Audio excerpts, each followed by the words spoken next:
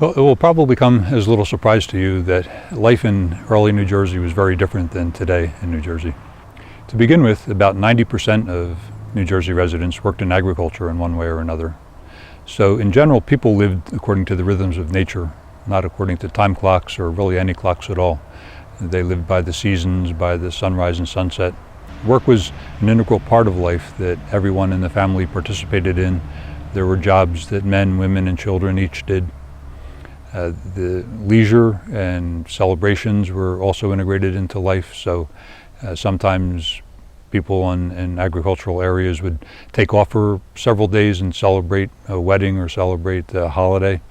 At other times they would work very hard during times when they were clearing new land or they were planting or harvesting. Now, even though 90% of people worked in agriculture, that left 10% that lived in the small towns that were growing into the first cities, and also some that worked in some of the early industries in New Jersey, in particular iron making and glass making. The most important industry in early New Jersey was iron making, because New Jersey had an important source of iron. It actually had two sources. In northwestern New Jersey, iron ore could be mined, and in the Pine Barrens and nearby areas, iron could be taken out of the bogs. It was called bog iron.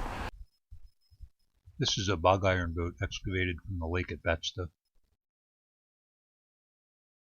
So some of the first American industries began right here in New Jersey. Until this time, any iron implements had to be imported from Europe. So it was very important when some American manufacturers began to actually create iron goods here. First household goods, but very soon military goods too. And this became very important during the American Revolution, when New Jersey's iron furnaces, along with others, supplied General Washington's armies with the munitions that they needed.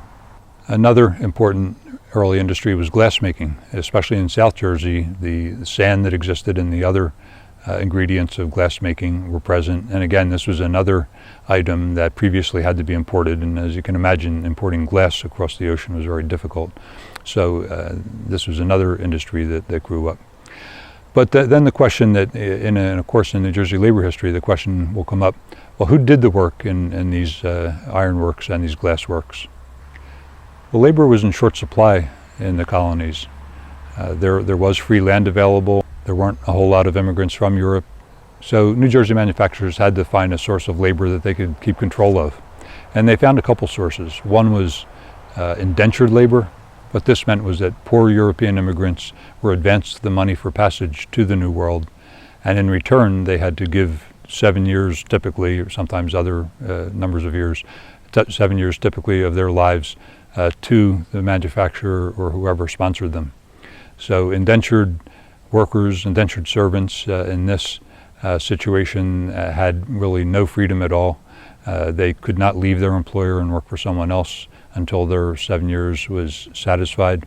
And in some cases, these servants acquired new debts during that 7 years, which extended the period of time. Some of them never lived to see freedom.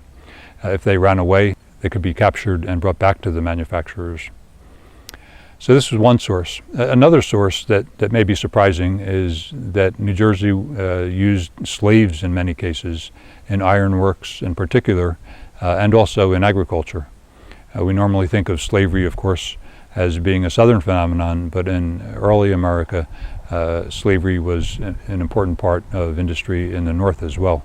And in New Jersey, the very first ironworks at Tinton Falls used primarily slaves. There were about 60 African American slaves who were the workers at Tinton Falls. Now, the final kind of labor that was used and it was needed at this time were the highly skilled artisans who knew the techniques of glass making and the fine points of iron making. And these were typically European immigrants who were attracted by promises of much better pay than they were able to get in Europe. And so there were a number of particularly German and English very skilled artisans that were brought here as well. Now, in glassworks, another source of labor was child labor.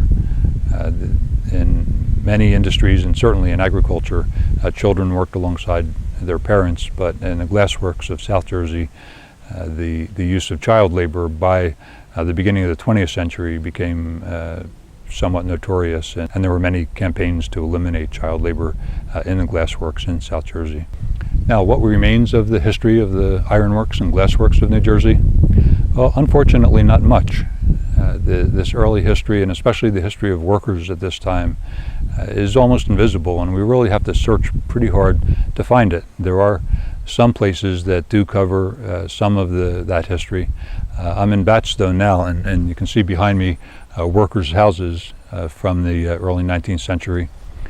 But the ironworks themselves and the glassworks, which are just down the road a little bit here, they no longer exist. There's no evidence whatsoever that they existed, so we can't see where these people worked at that time.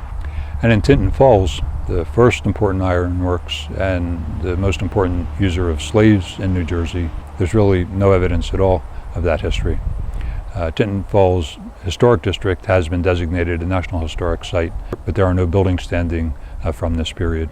This issue of the visibility of workers' history in New Jersey and in America is one that we'll revisit throughout this course, but it is most problematic at this early stage.